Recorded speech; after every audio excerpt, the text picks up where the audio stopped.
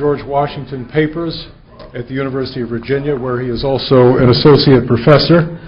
He earned his PhD at Virginia. He is the author of an important biography published 3 years ago on George Washington, the military life of Washington, his career as a soldier. And also of a recent history, one of the overlooked but important military campaigns in American military history, namely the campaign which ended the First World War, so far as we were concerned, in the Meuse-Argonne. That book recently has been brought out in paperback. The publisher is Henry Holt. World War I, as you know, holds only a slender purchase on the American military sensibility. We are interested in the Second World War and, of course, the Civil War, but World War I we need to be reminded about frequently. We lost over 125,000 soldiers killed in the First World War, of whom 26,000 were killed and wounded together more than 100,000 in the last 6 weeks of that war. General Charles Brower, Casey Brower, was President Reagan's senior military aide for 4 years in the 1980s. He is a West Point graduate class of 1969, a decorated combat veteran of the war in Vietnam. His doctorate is from the University of Pennsylvania. He served as a professor and a department chairman at the Military Academy at West Point, and for 7 years was the academic dean at the Virginia Military Institute in Lexington. He is now the director of the new Marshall Center for the Study of Leadership and Ethics in Lexington. His important books include prominently a history of the American Army's campaign that ended the Second World War in Europe. Dr. Alan Silver is professor of sociology at Columbia University, a position he has held continuously since 1964. He directs the university's project in security, military, and American society. All of his degrees, although he is Brooklyn born and bred, are from Ann Arbor, from the University of Michigan. He is currently a Guggenheim Fellow and is preparing a book on the transformations wrought by war on American citizenship. It is a pleasure to welcome all of our panelists, and we will hear from them presently.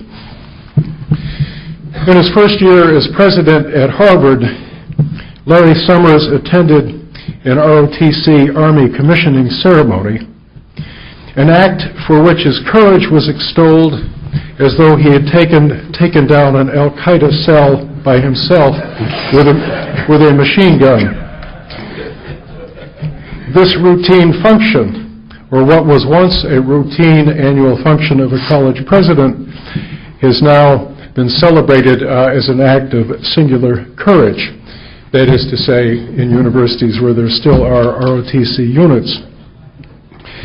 When Joshua Chamberlain was a professor at Bowdoin College in 1861, and he decided to leave his position in order to join a Maine regiment in the Union Army, he felt him impelled deliberately to mislead the authorities at Bowdoin as to his plan and purpose.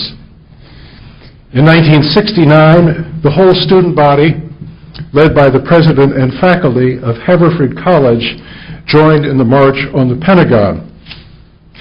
In 1915, encouraged by presidents of most of the major northeastern universities, the Plattsburgh movement was brought into being and heavily attended by undergraduates from Harvard, Yale, Princeton, Columbia, etc., etc., young people who felt compelled to prepare themselves for the war that they sensed would be coming, so far as American participation was concerned. And of course it did come in April 1917.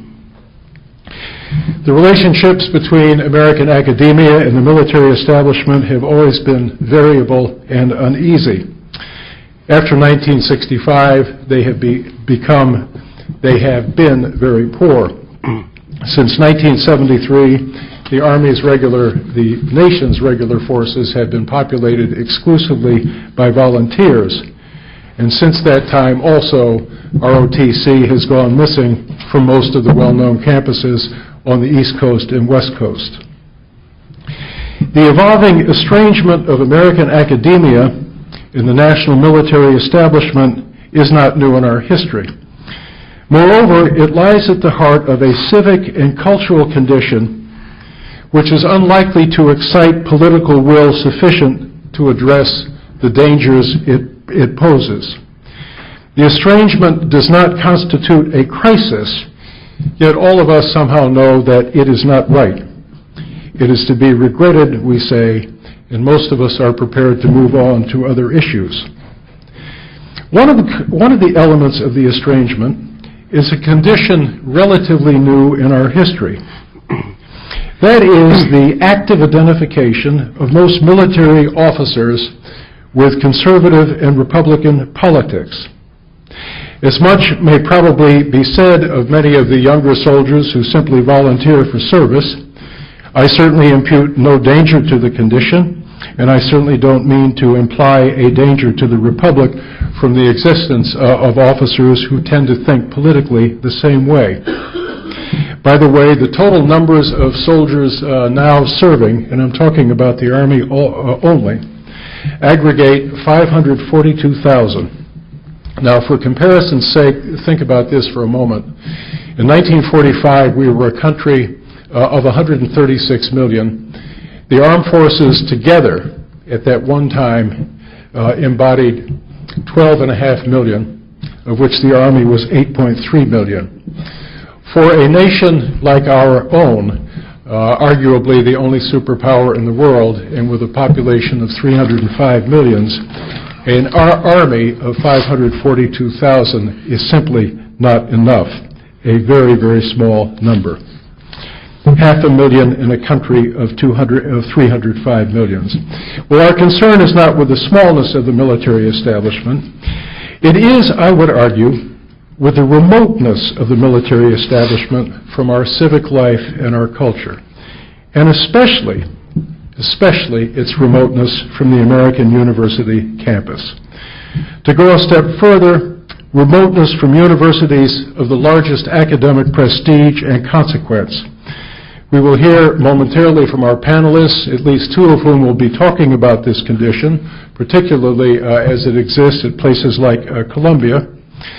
Various reasons are adduced. One of them has to do with the military's don't ask, don't tell policy, and another, which some consider iniquitous, with the Army's own cluster policy.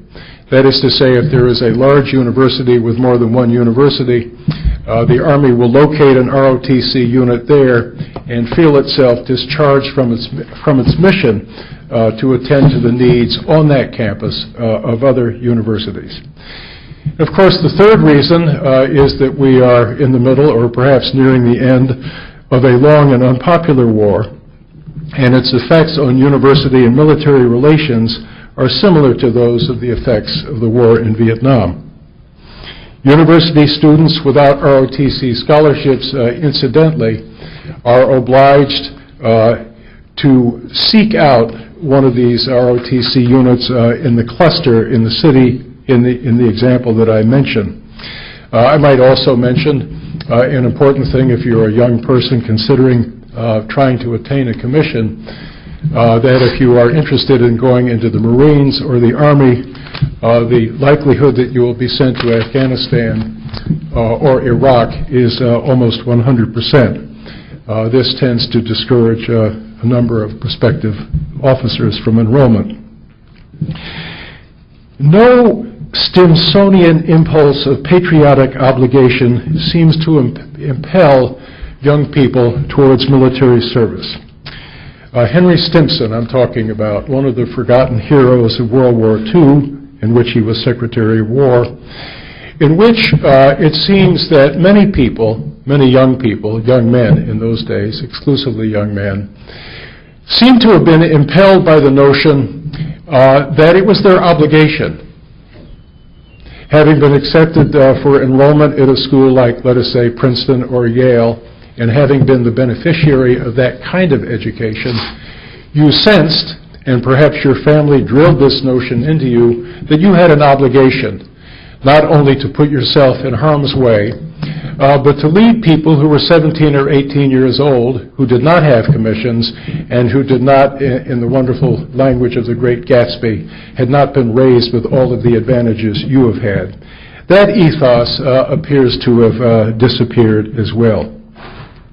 Incidentally, you'll be amused at these things. In 1940, when the first peacetime draft was introduced, and incidentally it was introduced by civilians like Ward Connerly, who had no government or military affiliation.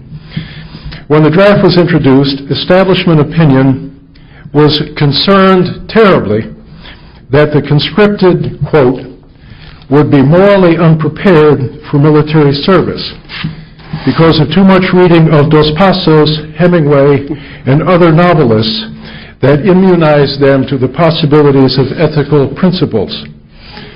Quote, whether they go to war or not, wrote Mortimer Adler, irreparable harm has already been done to these young men, and the culprits in their undoing have been cynical university professors. They have done most of the damage.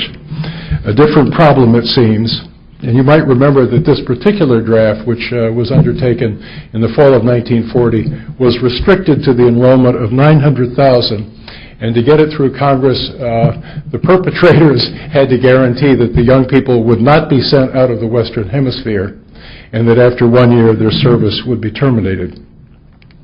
Well, I have a final point to make before I call on Dr. Lengel, and I will introduce the first of our panelists, Dr. Lengel. Perhaps the largest legacy of the Roosevelt administration, looking at it from a vantage point of 60 or 65 years, was its creation of the GI Bill.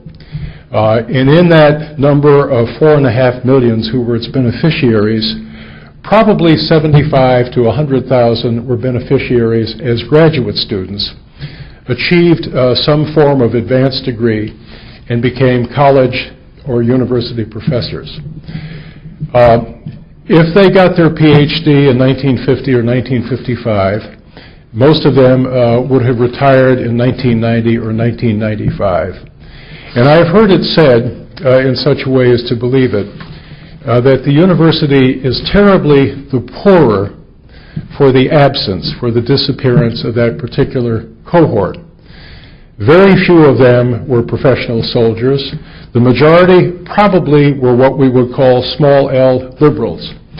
But they were great teachers, and having had the experience of serving in uniform, and having had that wonderful melting pot experience which seems to form the basis for most fiction of that time, they were great teachers, and gladly, to quote Chaucer, gladly would learn as well as teach. We miss them, and we hope that professors of the future, perhaps if more people are motivated to join up for a couple of years, will bring to their teaching that same quality. Let me call particularly on Ed Lengel, an old friend who is going to talk to us a little bit about George Washington and early notions of obligations of military service. Dr. Lengel.